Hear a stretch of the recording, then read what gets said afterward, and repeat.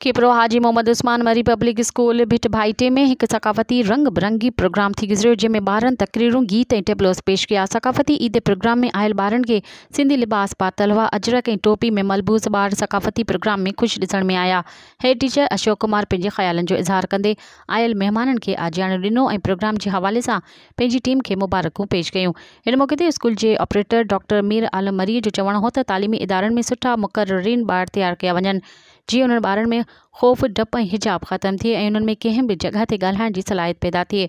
सकाफ़ती programme में doctor Mir Alam मरी, ex principal हाजी मोहम्मद अमीन समो, असद कुंभार, आबिद अली मरी, असफंद यार मरी, गुलज़ार कुंभार, नवाब अली दर्स, लियाकत अली दर्स, अली मोहम्मद मंगरियो ऐं ॿियनि पिण मौज़िज़िन शिरकत कई। मज़ीद ख़बरनि ऐं तफ़सीलात लाइ विज़िट कयो असांजी वेबसाइट www.awamiNewsHD.com ऐं ॾिसंदा रहो अवामी न्यूज़ HD।